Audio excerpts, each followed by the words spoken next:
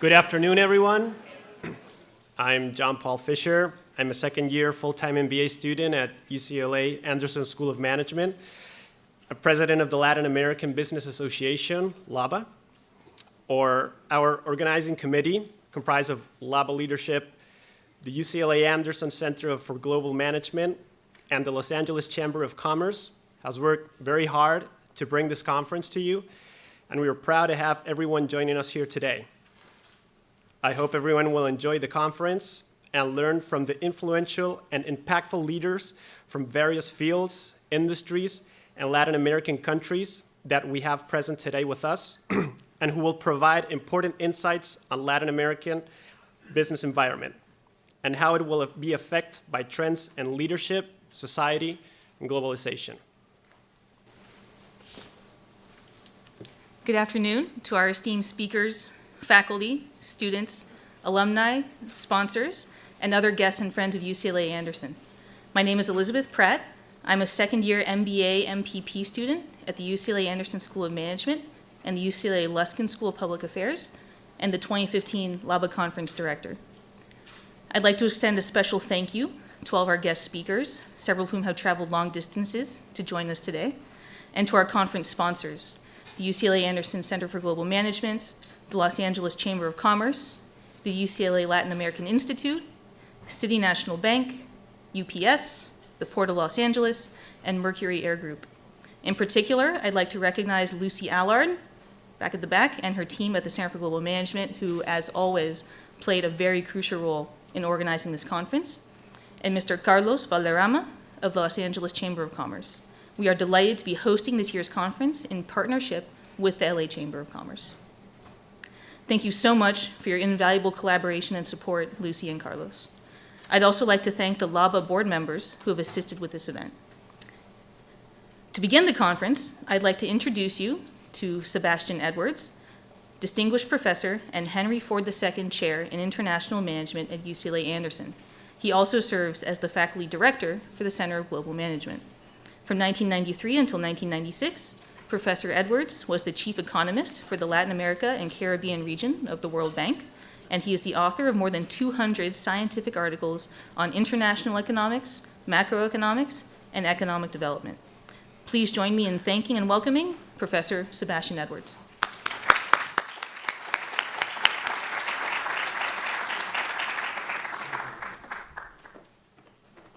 Good afternoon, everyone, and it's a pleasure for me to welcome you all to this great conference.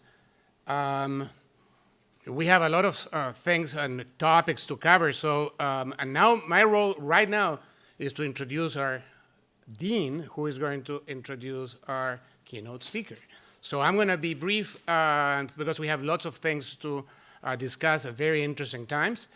So it is a pleasure for me to, I was going to introduce Judy just as we introduce the President of the United States, which is, the only way you can possibly introduce him, or hopefully her, is, ladies and gentlemen, I give you the President of the United States. You cannot say anything else. So I was going to say, I give you the Dean of the Anderson School. I am going to add three things. The first one is that Judy is incredibly energetic, and her energy and dynamism shows up in the way the school is moving forward. I was with her in a little tiny town in Mexico about a week ago, and since she's gone around the world. And here she is to open our conference and to moderate what I think is the most important panel in today's conference. Two more things about Judy. She has many concerns and preoccupations. I'm not saying obsessions, but preoccupations, of which two are close to my heart, and both of them are going to be present in today's conference. One is to make the Anderson School a truly global school, and to be, hopefully, of all business schools, the one that is most devoted to studying how the world works and interacts. So Judy has greatly worked towards the globalization of the school, and that's been a success. Her second, which maybe is her first preoccupation, is the role of women in the business world. And that is something that is not only important but vital. And we are going to have a beautiful panel and an interesting one that is going to hopefully give us many lessons and, more important than that, directions on how to move forward on these topics. So, ladies and gentlemen, I give you Judy Olian, the Dean of the Anderson School of Management at UCLA.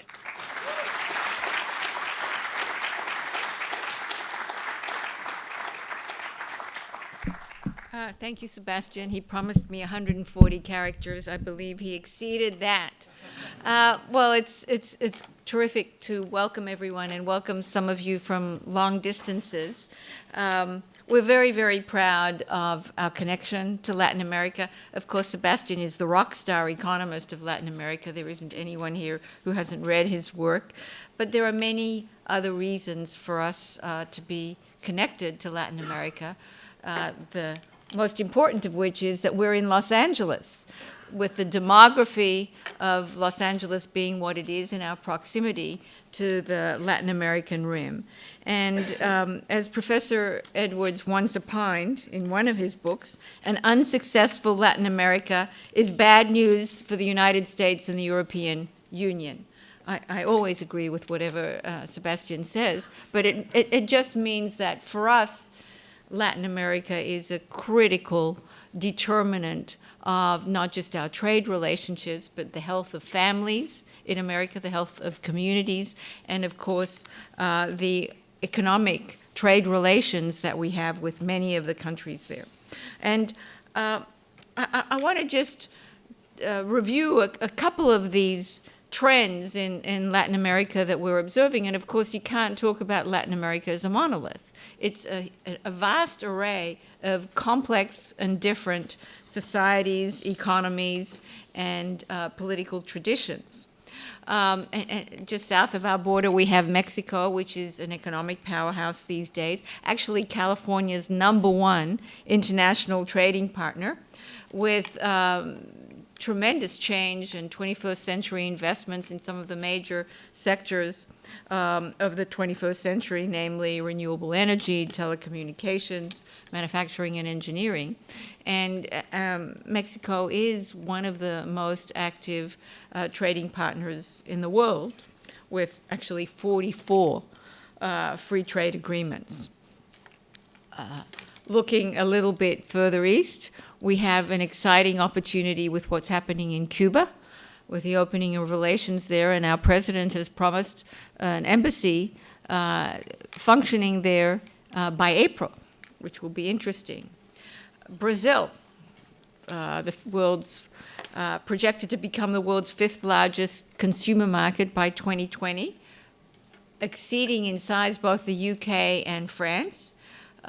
9th in terms of the US's trading partners. But of course, Brazil's economy is under some stress today, and the president, Dilma Rousseff, is faced with the challenging of loosening fiscal policy without precipitating a downgrade of Brazil's credit rating, which is a challenge. And I could go on. I have to mention Chile, because we have several Chileans here, and we love our Chilean friends. It's rebounded since 2009. Pessimism aside, the government reported that December saw the country's 2nd fastest manufacturing expansion in 17 months. Jobless rate fell to 6% from 6.6%, and wages increased by 7.2%. And then you have the economies of Venezuela and Argentina, not in the same breath, but certainly not doing as well by a long shot. So Latin American countries are very significant in their geopolitical clout. They're complex. They're hugely varied in their policies, political traditions, natural resources, and economic health. And that's why we need to dig beneath the surface and examine the issues facing the region, but also how these issues affect the greater global economy and U.S. trade relations.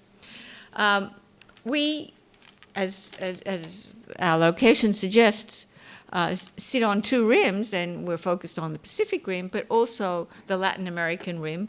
We need to be active there, and in fact, we are active there. The UCLA contingent of Mayor Eric Garcetti, who's the new Los Angeles mayor, took a recent delegation, and that delegation was led by Professor Ed Leamer, who heads the UCLA Anderson forecast, and also by one of our students who served as the senior director of international trade in the mayor's administration, Nicole Beckett. Another example of our relationship with Latin America is the connection to Startup Chile, which is a concept we love. It's a program created by the Chilean government that wants to attract early-stage, high-potential entrepreneurs to the country with some funding from the country, and then ideally to have them stay there. Well, a couple of our student entrepreneurs have indeed availed themselves of Startup Chile's opportunity and stayed there. And of course, we have the Global Executive MBA for the Americas, which has a partnership in Chile with Adolfo Ibáñez University and goes around the whole Latin American region, starting in the capital of Latin America, Miami, and then going to Sao Paulo, Rio, and through Santiago and back here. So Latin America is important. We're engaged both as a school and as a campus, and our friends here from the Brazilian Institute are an example of how we focus on not just research, but student relationships and also policy-related activities that are engaged in those countries. Let me reiterate what Elizabeth said. Thank you to the Latin American Business Association, to the Center for Global Management, to Lucy Allard, to the Chamber of Commerce of LA, and to our partners, City National Bank, the Port of LA, UPS, Mercury, and UCLA's Latin American Institute for making it possible to stage today's conference. And now let me introduce our keynote, and that's the Honorable Liliana Ayalde, who's the ambassador of the United States to Brazil. Ambassador Ayalde is a career minister who started with the Foreign Service in Bangladesh in 1982 and has since accumulated more than 28 years of experience in diplomacy and international studies, mainly in Latin America. Before becoming the U.S. ambassador to Brazil, she served as the Deputy Assistant Secretary of State for Western Hemispheric Affairs, where her responsibilities included Cuba, Central America, and the Caribbean. Previously, Ambassador Ayalde served as a Senior Deputy Assistant Administrator at the Bureau for Latin America and Caribbean for the USAID. And she's also served as the Ambassador to Paraguay from 2008 to 2011. And between 2005 and 2008, she was Mission Director for USAID Colombia, responsible for the development assistance portfolio under Plan Colombia. She's been in Bolivia. She's done other things in the Central Caribbean Bureau and was also involved in the Central American peace process. So it's evident that Ambassador Ayalde is about as knowledgeable as anyone in the U.S. government on the entire region, and we are absolutely delighted that she's here to keynote our conference today. She has a BA from an American university and a master's in international public health from Tulane. So please welcome the Honorable Liliana Ayalde.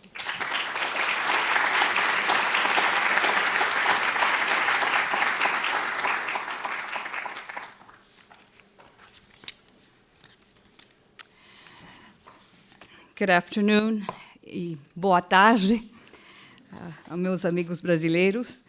I want to start by thanking Dean Judy Olian and the UCLA Anderson School of Management and the LABA organizers for inviting me, including me in this program, and allowing me to speak about U.S.-Brazil bilateral relations. It also served as a great anchor for coming out to this part of the country. I consider it very it's been a very enlightening visit, and I've learned a lot, and I know I'm going to be doing a lot of homework, follow-up homework when I get back to Brasilia.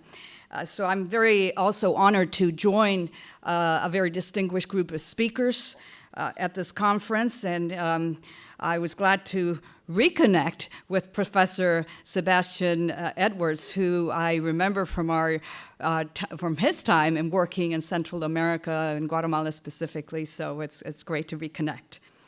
As I mentioned during the last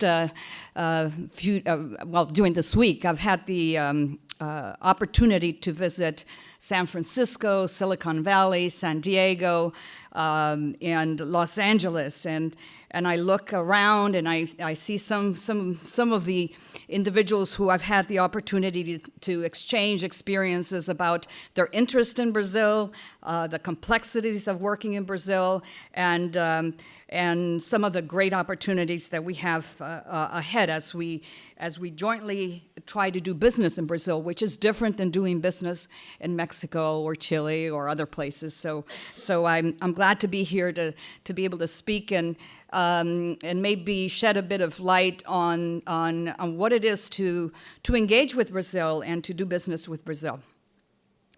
The broad themes of our bilateral agenda with Brazil can be framed under three general pillars or themes, and I call it sort of the 3 Ps. We try to advance initiatives that will promote equal prosperity and economic growth in our two countries. So that's sort of prosperity as one theme, to promote people-to-people engagement that will increase understanding between our two countries. That's the second P, people-to-people. And then the third P would be promote partnerships with private and public entities to strengthen our bilateral relations. And of course, partnerships between universities is a big part of that. But let me start by sort of maybe going through some highlights of why it is so important to consider Brazil as one of our key partners, some of which has already been mentioned. It's the world's 7th largest economy and the 2nd largest in the Western Hemisphere, as well as one of the largest democracies in the hemisphere. The country has half of the population of South America, and it is a population that is very diverse. And thus very similar to our own. I was struck when I went to the Museum of Migration in Sao Paulo and noticed that the wave of immigrants that went into Brazil are very similar as if you went to Ellis Island and saw how you had the waves of Italians and Germans and Polish immigrants coming for similar reasons, to look for opportunities and religious freedoms. So there's great large migration waves that, in the case of Brazil, that have come from Italy, Japan, Africa, Lebanon. And more recently, we see that it's become a major destination for some of the refugees, Haitians, Syria, China, and some others from South America. Also kind of a similar situation for us, though countries of origin are different, but the dynamics are similar. We have, in Brazil, we find the largest Afro-descendant population in the world outside of Africa, second only to Nigeria, which again presents some similarities with us and in the ways of trying to look for programs that emphasize social inclusion. A lot of these populations, the Afro-descendants, have been not as part of the social fabric and the economic fabric. So those are challenges that are unique for Brazil. Also, world's leader in agricultural production. With the United States, we're the two largest agriculture producers in the world, and therefore we have a responsibility with research and technology to find ways of addressing some of the food security challenges in the world, where we both are the biggest producers in soybeans and chicken, beef, and pork. So there are many things there that we can do together in terms of technology sharing as we look on how to address these challenges.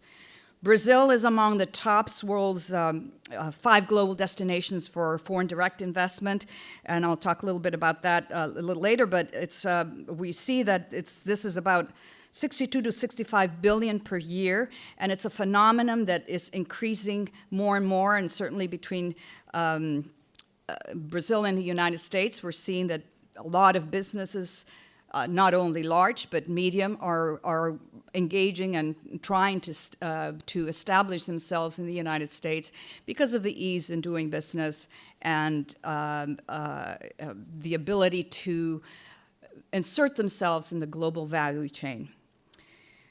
Brazil is also the first nation to achieve a global leadership position entirely through soft power. And we see Brazil as an important global partner in some of the global challenges that we face, whether it's issues in the region,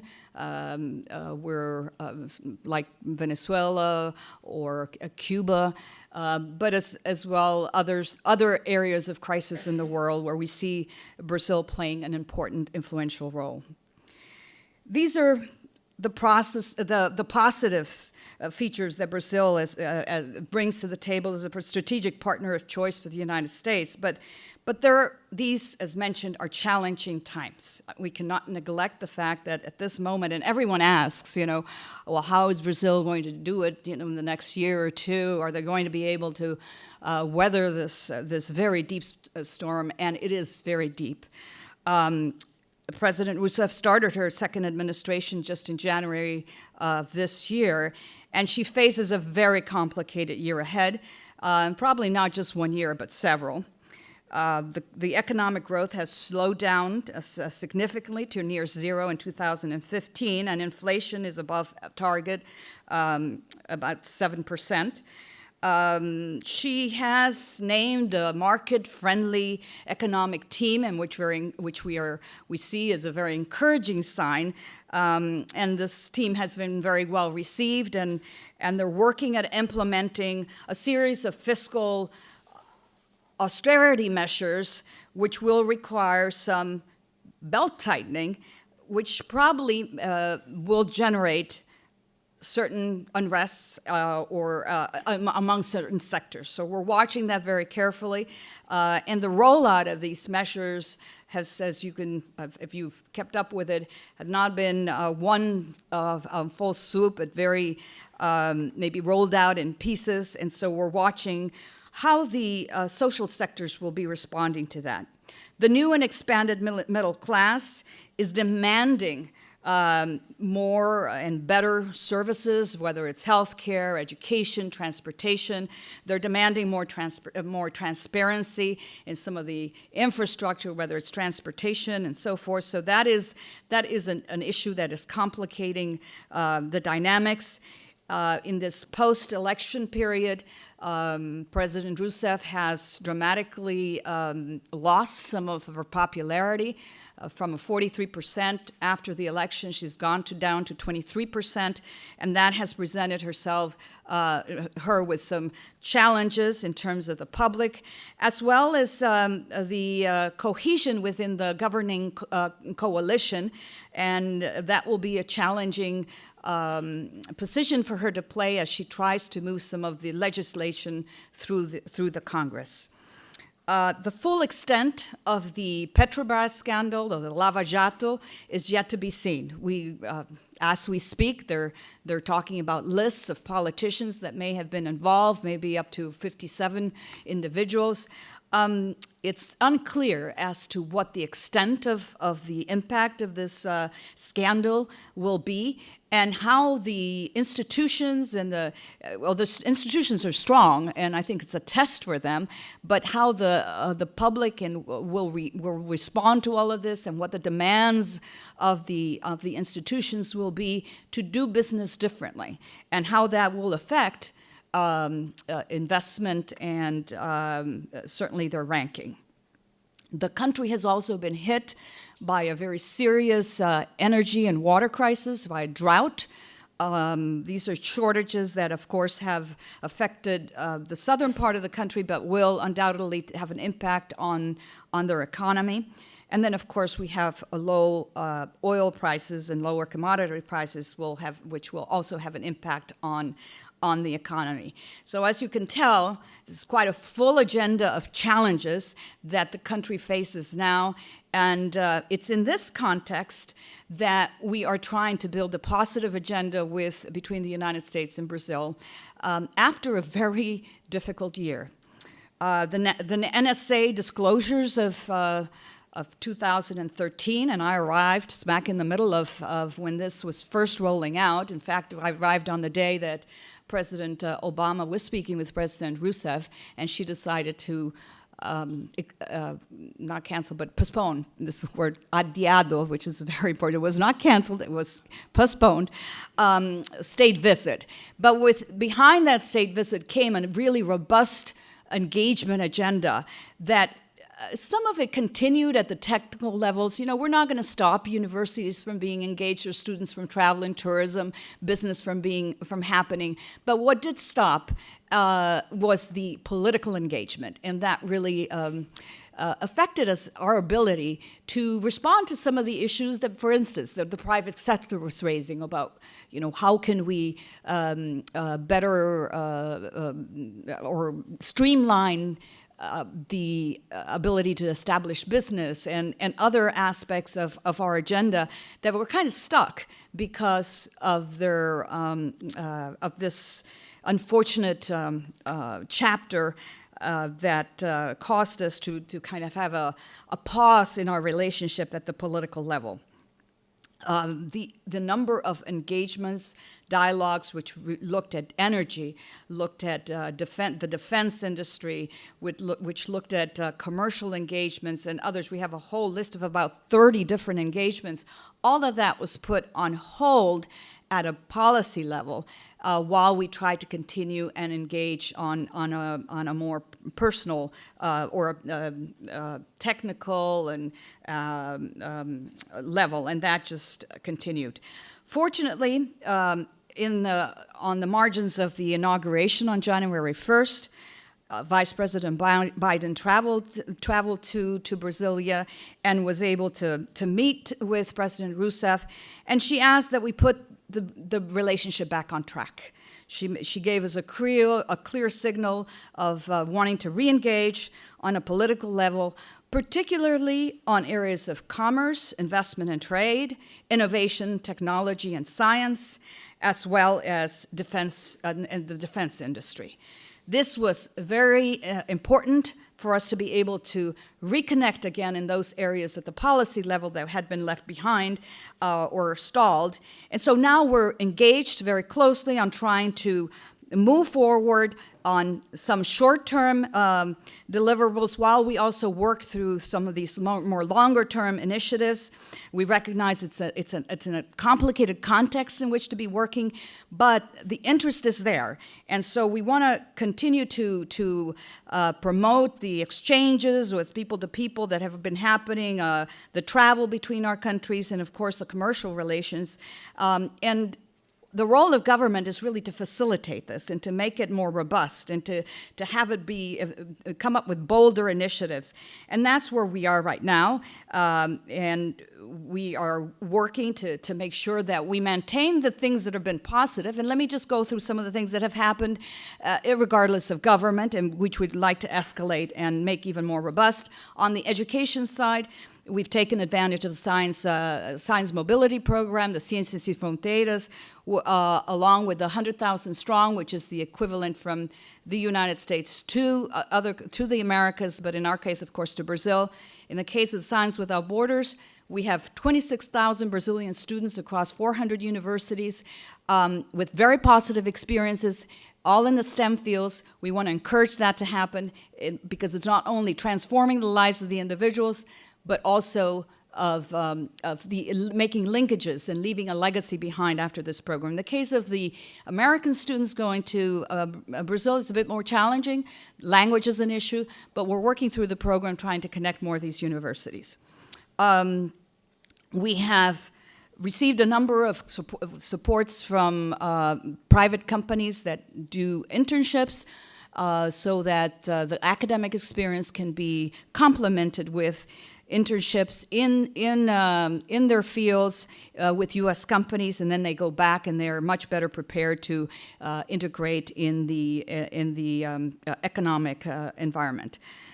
There are a number of institutional linkages that are already happening, irregardless of government. We'd like to encourage that to happen more, and we've got programs that will work towards doing more of this. I know that here at UCLA there's a richness of programs already and research happening together jointly, so that we want to see more of that.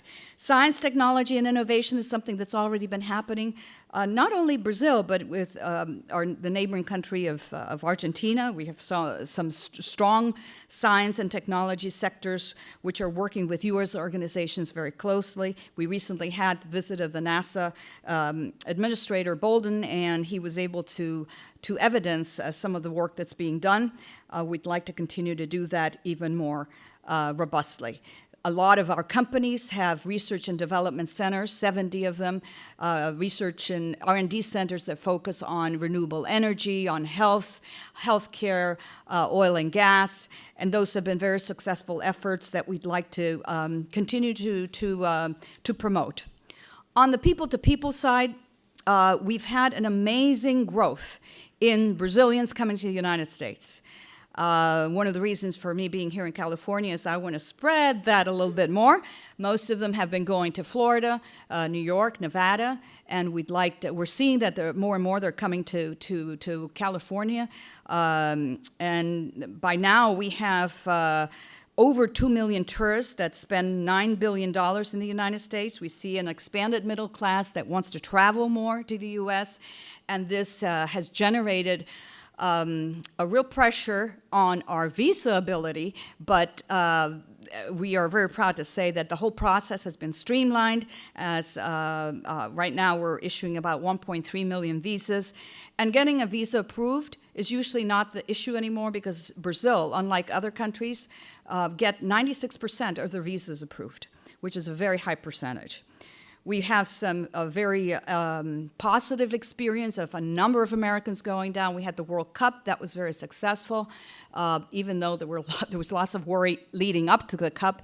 And we're now, of course, working very closely on the Olympics to try to ensure that we share some of our lessons learned on managing major events in the United States, particularly on the security side, but there are other aspects of it, and trying to attract as many U.S. companies that have the know-how, that have worked at other Olympics or other major events. And we already have, for instance, AECOM is actually doing the design and the preparations for the Olympic city in Rio de Janeiro for the 2016 Summer Olympics. We expect, the numbers are huge. We're expecting over 10,000 athletes from 205 countries. And about 200,000 Americans. So the numbers are huge. That in itself presents a number of challenges, but also opportunities for us in business and to engage. I know there's a big corporate part in this major event, and that gives us a window to open up our know-how and our experiences. Trade and investment, as I mentioned, the over $100 million in two-way trade in goods and services between our two countries. And the U.S. is the largest source of total FDI in Brazil. To support this, we have an American Chamber of Commerce, which is the largest in the world. Everything in Brazil, the largest. It is o mais grande do mundo, with 14 offices and 5,000 corporate members.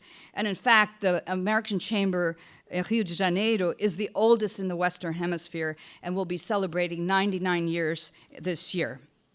So U.S.-Brazil collaboration on trade and investment is ongoing, and both countries are committed to expanding our mutually beneficial trade and investment, which contributes to enhancing our global competitiveness. The challenges are there, but we're working closely with the Ministry of Commerce. The minister's first visit was to the United States. He was in Washington. I was with him about 2 weeks ago. And he met with Secretary Pritzker. It was a very positive visit, and also with the trade representative to talk about some of the things that we can do together on the policy fronts, some policy priorities, and where the government-to-government engagement can actually facilitate business. And we know the issues of bilateral tax treaty and the need to streamline some of the bureaucracy and some of the other priorities that we put on the table.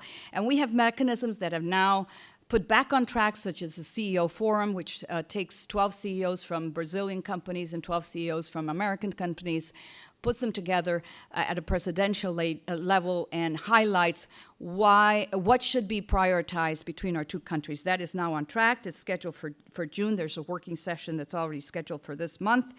And we're moving forward on trying to take advantage of that government-to-government engagement. We have a tremendous amount of interest, as I mentioned, in Brazilian firms coming to the United States and establishing themselves. We have a big effort called Select USA. I will be leading a delegation of about 50 Brazilian business people in this summit that's organized by Secretary Pritzker. And Brazil is one of the 10 countries that has been prioritized for this effort. And we're hoping that the number of investments that has already grown by five times in the last four to 5 years will continue to grow, and we can facilitate that. And so we're hoping that this will be mutually beneficial for our two countries in terms of generating growth and, of course, jobs.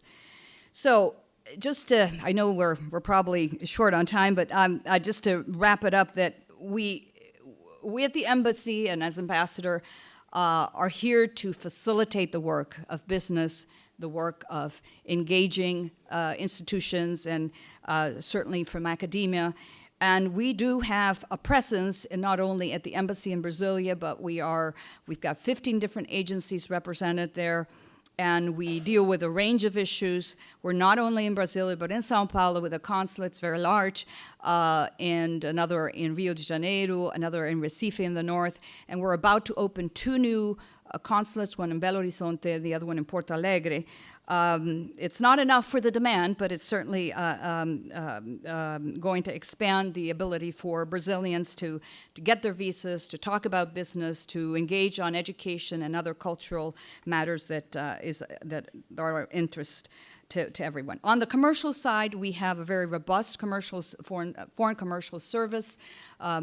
Brian Brisson is the senior commercial service advisor. He's been traveling with me on this trip to identify all these areas of opportunities, which there are many on technology, innovation, commercial areas, and so forth. And he has about 17 different specialists that work with him that are specifically are experts in about 30 different areas that we have identified as being more competitive for our two countries.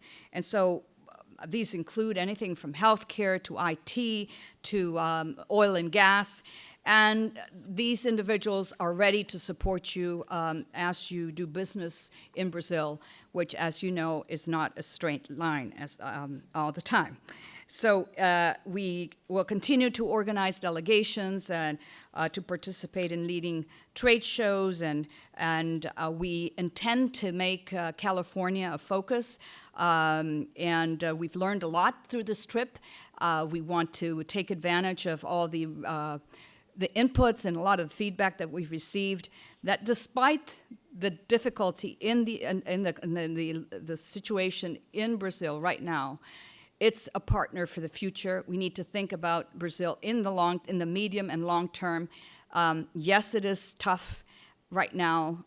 We don't know how it's all going to shape out, but we need to be committed with Brazil in the long term. So we welcome California and Californian firms and institutions to Brazil, and we look forward to facilitating some of the challenges in doing that work from our embassy. So thank you very much for the opportunity and for the not only for the opportunity to speak with you, but also to interact with many of you during my brief stay here.